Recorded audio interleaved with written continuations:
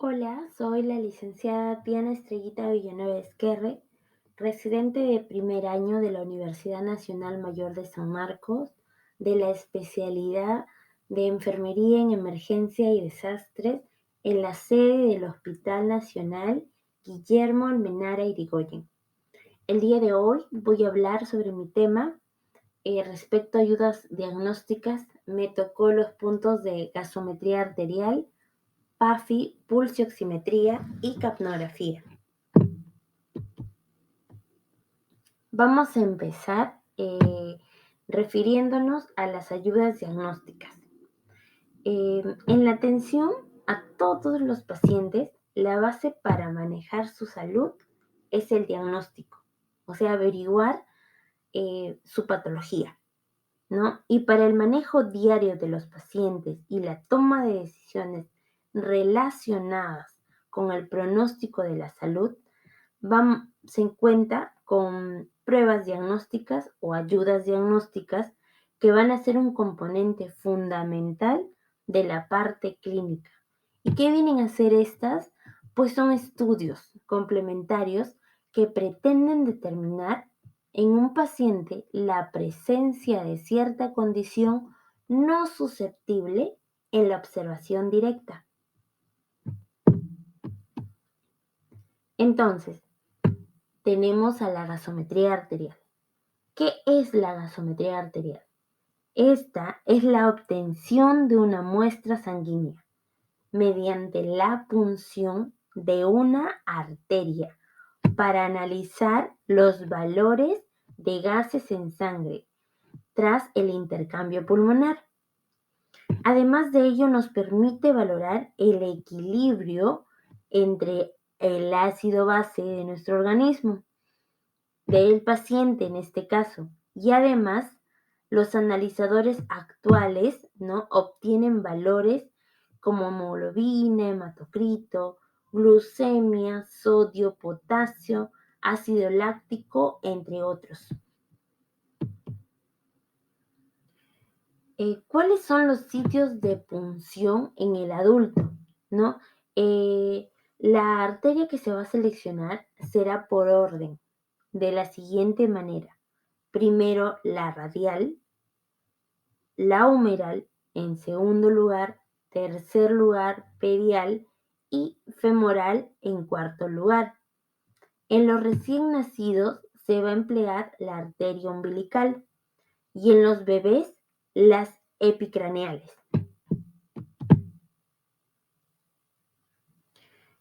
¿Cuáles son las indicaciones de la gasometría arterial? Las principales son medir la oxigenación, para valorar el estado ventilatorio, el diagnóstico de alteraciones del estado ácido-base, la cuantificación de la respuesta a la oxigenoterapia y la monitorización de la gravedad y progresión de las enfermedades respiratorias. ¿Cuáles son las principales contraindicaciones para una gasometría? Son la prueba de Allen positiva, evidencia de una enfermedad vascular periférica o infecciosa de las extremidades, o que haya alguna coagulopatía o tratamiento con altas dosis de anticoagulantes. Se tendrán en cuenta además las siguientes limitaciones antes de realizar la punción. Verificar, evaluar si el paciente presenta mucho dolor, si hay hematomas, espasmo arterial, anafilaxia por alguna anestesia, reacción vagal o una hiperventilación y traumatismo arterial porque se dio a través de la punción con la aguja. Quería mencionar acerca del test porque me parece importante su realización y personalmente no he tenido la experiencia de visualizarla al momento de que se realice una obtención de muestra para una gasometría. Bien, ¿qué es lo primero que se hace? Al paciente se le va a solicitar que eleve la mano y cierre el puño con bastante fuerza. 2. El examinador va a proceder a comprimir las arterias radiales y cubitales del paciente, teniendo aún la mano elevada. En tercer lugar, se le indica al paciente que la abra y esta debe estar pálida. En cuarto lugar, se libera la presión de la arteria cubital, manteniéndose la presión en la arteria radial, y se espera, si los arcos palmares son funcionales, que la mano se torne rojiza a los pocos segundos, y se pueden esperar hasta como un máximo de 15 segundos. En caso de que los arcos plantares estén ausentes o sean hipotróficos, solo se coloree la mitad de la mano, en ese caso va a estar contraindicado la punción de la arteria radial. Como vemos en estas imágenes, en la que vamos a visualizar hacia el lado izquierdo, es que estamos viendo una angiología de la mano, donde se van a observar los dos arcos palmares, el superficial y el profundo, que están formados a partir de la arteria radial y de la cubital, de tal forma que en caso se obstruya la arteria radial, el riesgo sanguíneo será asumido por la arteria cubital. Y a la derecha tenemos la fotografía de un paciente con test de Allen anormal, donde podemos observar que la arteria cubital solo va a estar perfundiendo a la mitad de la mano, y si vamos a realizar una punción arterial radial, esta va a complicarse por trombosis y puede generar isquemia distal.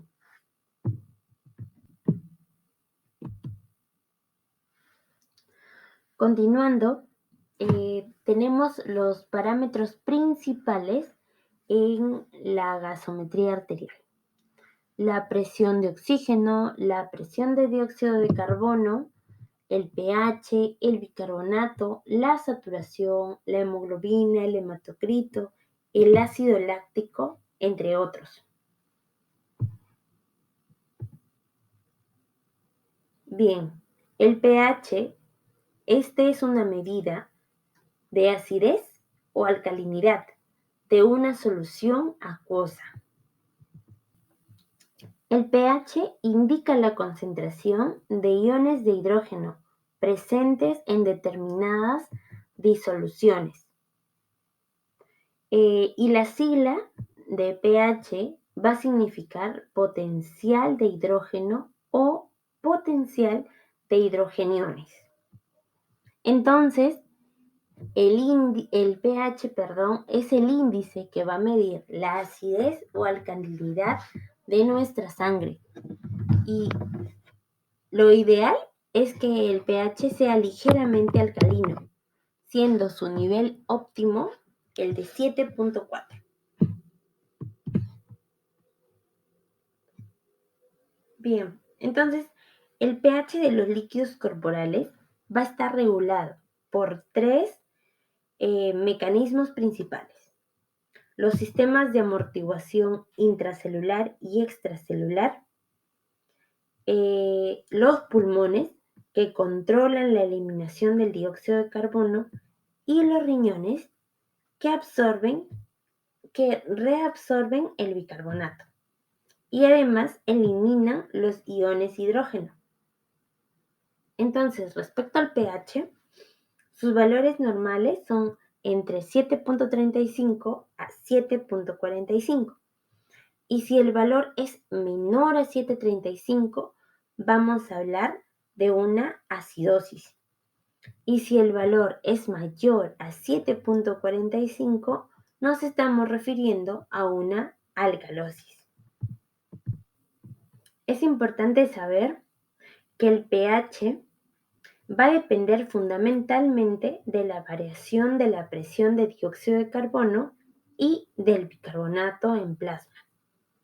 Puede verse alterado por una causa respiratoria o metabólica, y cada una tiene mecanismos compensatorios.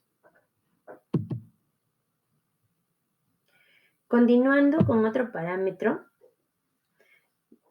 tenemos a la presión arterial parcial de oxígeno.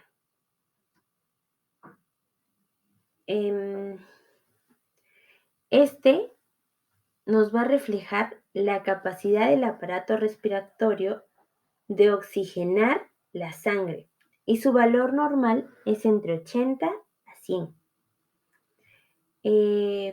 Cuando hablamos de valores por encima de los 100 mililitros de mercurio, tenemos de que esto viene a ser una hiperoxia y puede provocar una depresión del centro respiratorio en pacientes con insuficiencia respiratoria crónica si les administramos oxigenoterapia de alto flujo. Y cuando el valor está por debajo de los 80 milímetros de mercurio, vamos a tener una hipoxemia.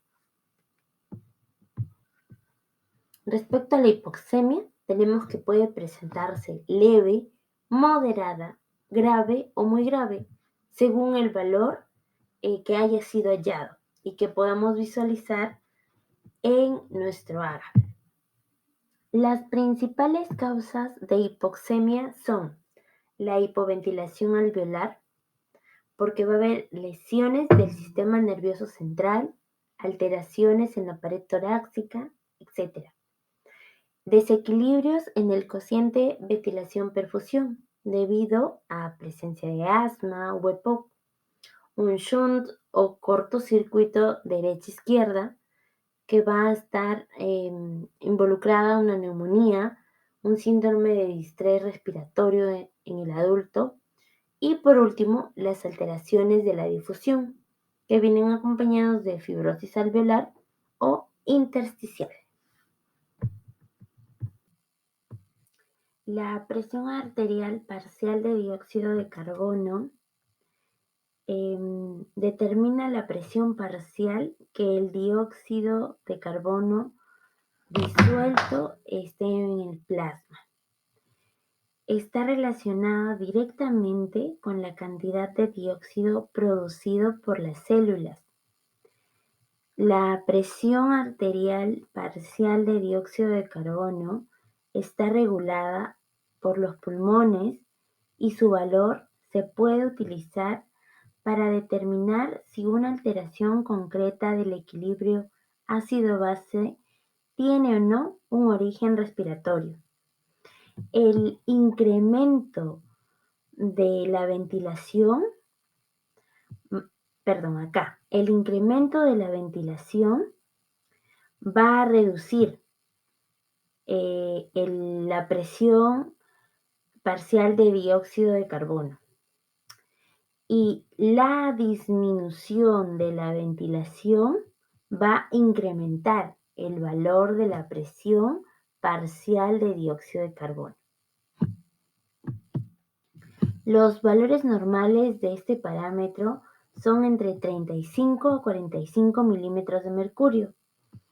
Si el valor es mayor a los 45 milímetros de mercurio, estamos hablando de una hipercapnia, siendo sus principales causas la hipoventilación alveolar y el desequilibrio de la ventilación-perfusión. Y cuando el valor es menor a 35 milímetros de mercurio, hablamos de la hipocapnia. Ambas, ¿no? Pueden tener alguna causa psicógena o por la ventilación mecánica invasiva. Respecto al HCO3 negativo o bicarbonato, este es un ion que es el componente del equilibrio ácido-base que está regulado por los riñones. y se va a calcular de una forma indirecta a partir del pH y la presión arterial de dióxido de carbono. Y sus valores normales es entre 22 a 26 miliequivalentes por litro. Y bueno, a través de su función como uno de los sistemas de amortiguación del organismo, los riñones retienen o eliminan los iones de bicarbonato y van a inducir a la alcalosis según las necesidades normales del organismo.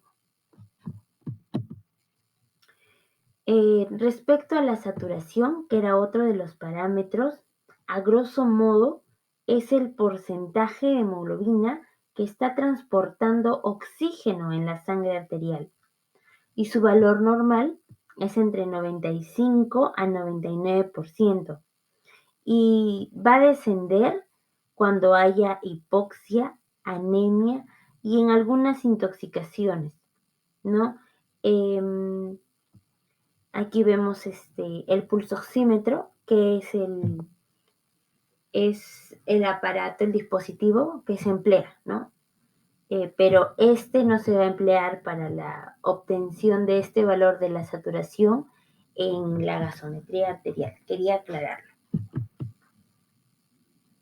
Bien, para hablar respecto de las alteraciones del estado ácido-base, estas pueden ser tanto metabólicas como respiratorias y o mixtas. Los trastornos metabólicos se originan por una depresión o una retención de ácidos no volátiles, que son los ácidos no carbónicos, o por una pérdida o ganancia de bicarbonato. Y las anomalías respiratorias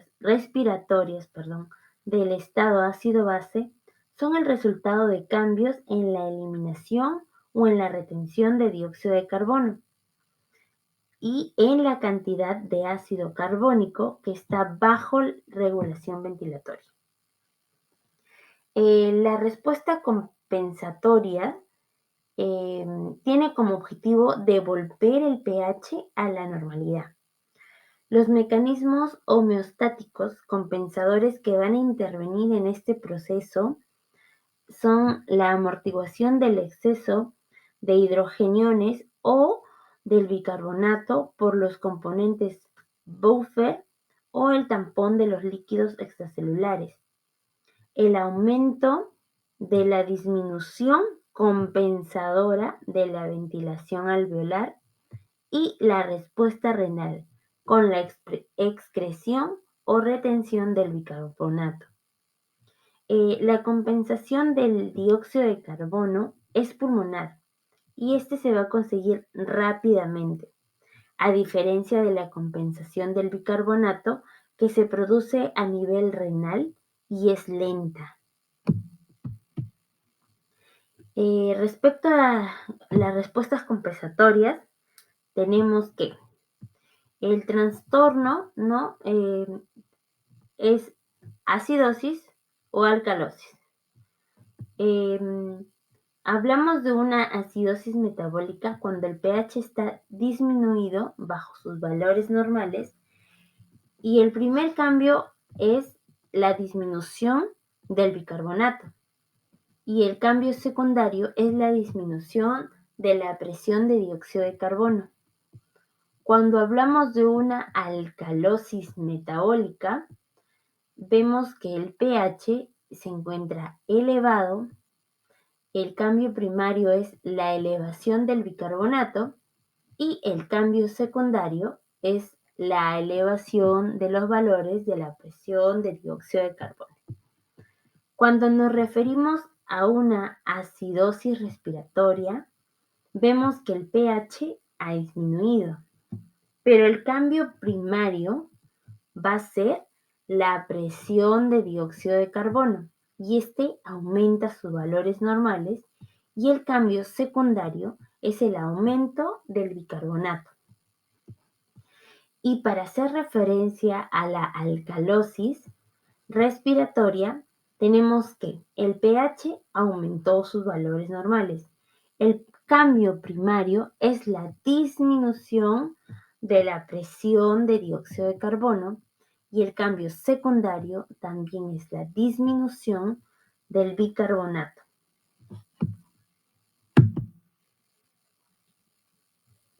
Bien, continuando, vamos a hablar de la PAFI, que es también otro parámetro de la gasometría arterial, pero vino a tallar en gran escala cuando se produjo los contagios por COVID y la atención, ¿no?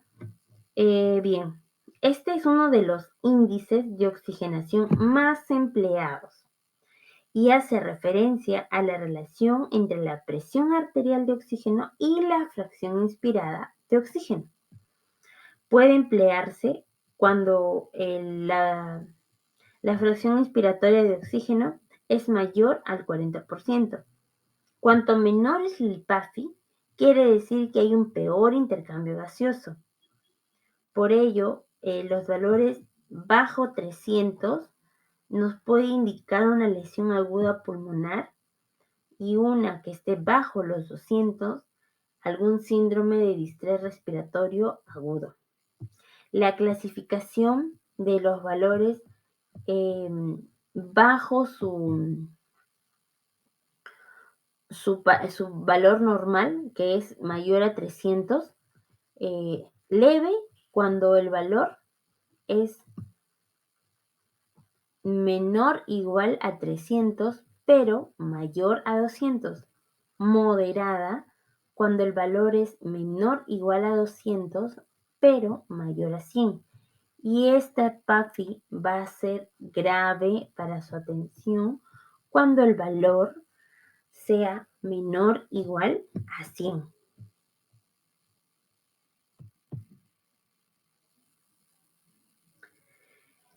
Bien, para hablar de la pulsioximetría, donde volvemos a encontrarnos con el pulsoxímetro, vamos a decir que esta es la medición no invasiva del oxígeno transportado por la hemoglobina en el interior de los vasos sanguíneos y se realiza con un aparato llamado pulsioxímetro o saturómetro. Este dispositivo va a emitir una luz. Como decía, este dispositivo va a emitir una luz con dos longitudes de onda de 660 nanominutos y 940 nm, que la primera onda es roja y la segunda infrarroja, que son características respectivas de la oxihemoglobina y la hemoglobina reducida. Este pulsoxímetro mide la saturación en los tejidos y tiene un transductor con dos piezas, un emisor de luz y un fotodetector, que generalmente es en forma de pinza y que suele colocarse en el dedo, de preferencia en el medio o en el índice. Y después espera recibir la información en la pequeña pantalla que presenta este dispositivo. Tanto se va a ver la saturación de oxígeno, la frecuencia cardíaca y la curva del pulso. Bien, el pulsoxímetro aparte mide la saturación en la sangre, pero no va a medir la presión de oxígeno arterial, tampoco la presión de dióxido de carbono o el pH. Por lo tanto, es importante resaltar que este no va a sustituir la gasometría en la valoración completa de los enfermos respiratorios, como ya mencioné anteriormente, ¿no? Pero sin embargo, va a superar a la gasometría en tanto a la rapidez y en la monitorización de los enfermos. Entonces, estos aparatos son disponibles y fiables, ¿no? Cuando dan valores entre 80 y 100, pero a veces puede disminuir esta fiabilidad por por las condiciones de los dispositivos. Aquí tenemos un cuadrito donde observamos la relación entre la saturación de oxígeno y la presión arterial de oxígeno.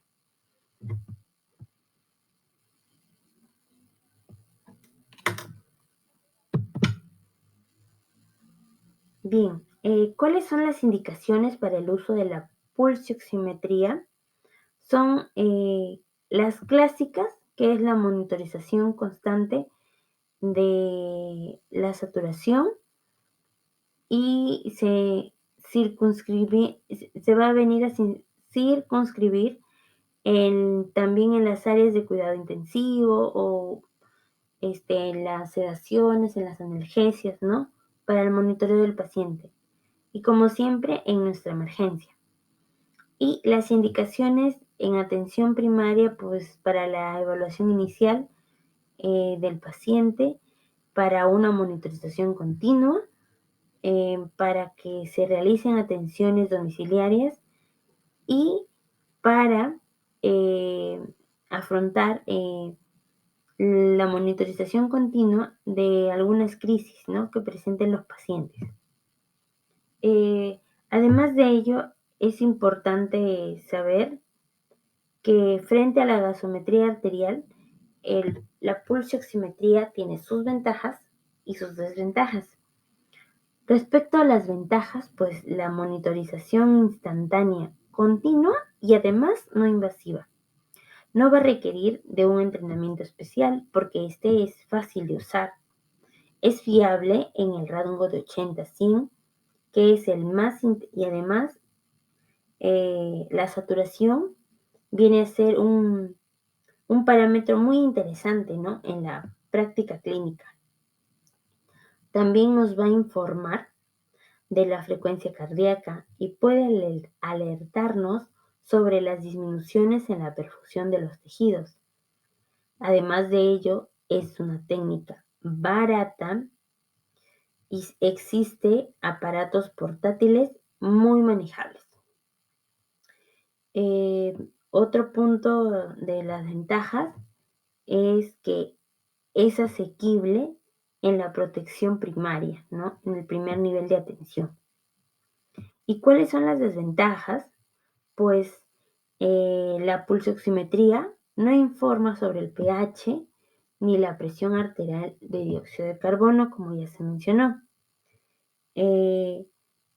No detecta hiperoxemia, no detecta hipoventilación y los enfermos críticos suelen tener una mala perfusión.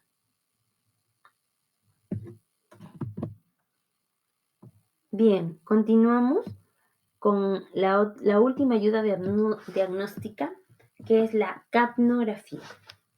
Bien, la capnografía es un descubrimiento, el capnógrafo, perdón, es un descubrimiento del año 1895 por Joseph Black, que era un químico que viene a revelar las propiedades de un gas al que él llama aire fijo, ¿no?, refiriéndose al dióxido de carbono, que durante la expiración era soltado. Entonces, la capnografía es la medición continua y no invasiva del anhídrido carbónico o dióxido de carbono, que es exhalado a lo largo del tiempo.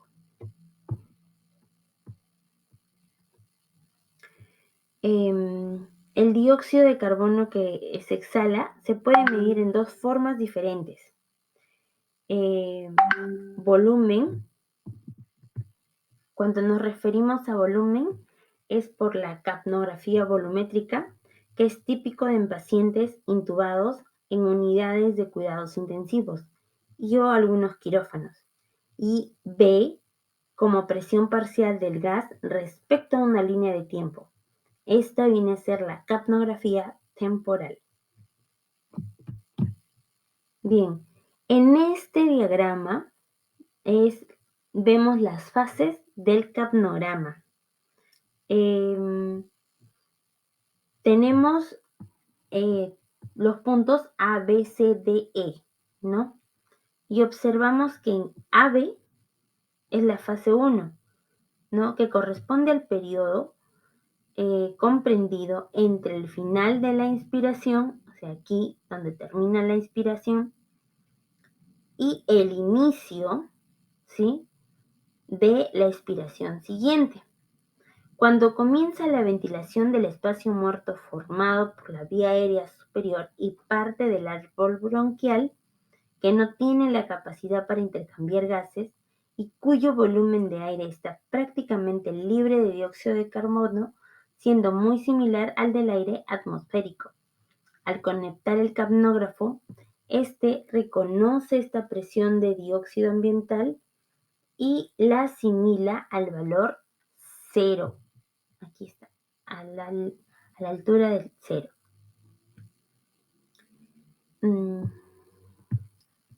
Este proceso se conoce como autocero y va a crear de esta manera una línea isoeléctrica en el gráfico. En la fase 2 tenemos a los puntos B y C, ¿sí? Se va a iniciar con una rápida elevación gracias a la eliminación del dióxido de carbono.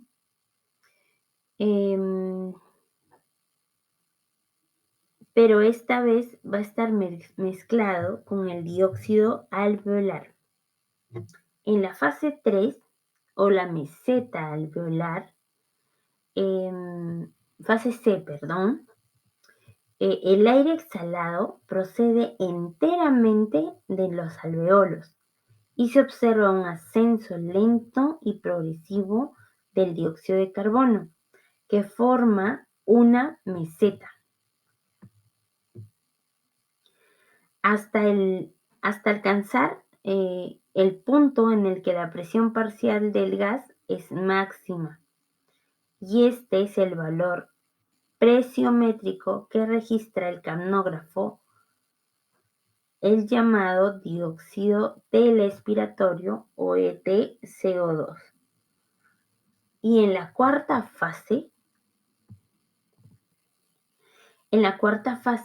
comienza la fase inspiratoria y por tanto la presión parcial de dióxido de carbono decrece bruscamente hasta quedar en cero. ¿Cuáles son las indicaciones clínicas de la capnografía? Los capnógrafos, comúnmente empleados en los servicios de emergencia, disponen de dispositivos capaces de monitorizar a todo tipo de pacientes, desde neonatos a adultos,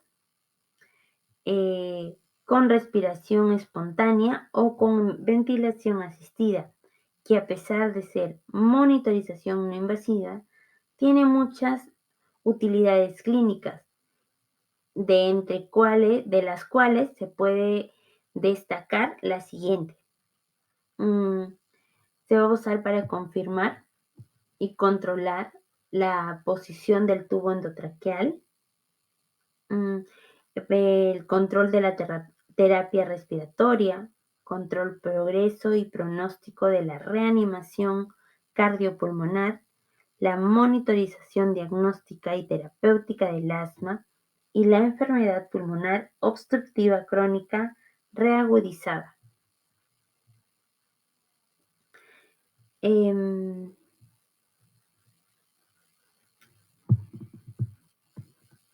Continuando, el aporte científico que he podido encontrar sobre este tema es de Cedeño, Pesante, Ponce y Villegas, titulado La utilidad de la capnografía en urgencias.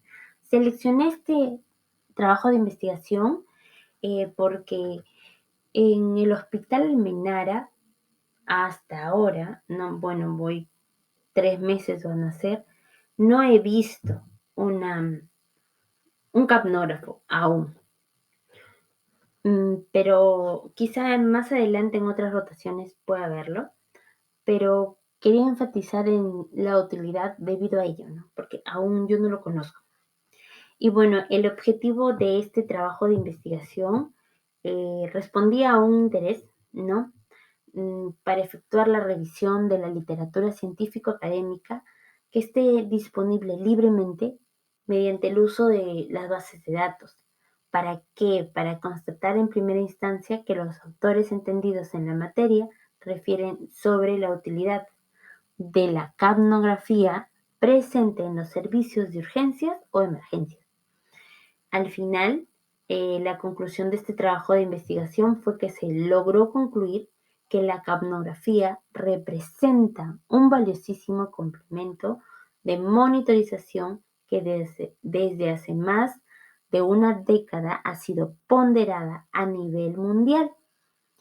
Un estar de calidad al concebirse como una invaluable herramienta de apoyo para el correspondiente diagnóstico y valoración de los tratamientos administrados a los pacientes que ya sabemos vienen con distintas patologías, tanto a los servicios de urgencia, asistenciales y ya sean hasta en el área de cuidados críticos, ¿no?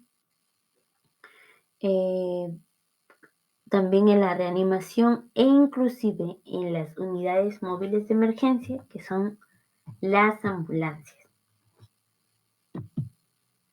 Y para finalizar, los cuidados de enfermería, respecto a este tema, yo lo he abordado eh, en, en, decía que lo abordé pensando en las enfermedades, ¿no? Que vienen a ser las que son crónicas, diabetes, hipertensión, o pacientes con problemas respiratorios, o pacientes con fallas renales y o cardíacas, ¿no? Y los principales cuidados de enfermería para mí en esta ocasión, en primera instancia, la valoración de los signos vitales, valorar además de ello el estado de conciencia a través de la escala de coma de Glasgow, la monitorización de la actividad cardíaca, además administrar el fluido de las terapias según el requerimiento individualizado de cada paciente y el tratamiento prescrito. Además de ello, el control de las glicemias, la administración de oxigenoterapia si el paciente lo requiere y finalmente corregir parámetros ventilatorios en pacientes que se encuentran con, con ventilador mecánico. Eso sería todo. Muchas gracias por su atención.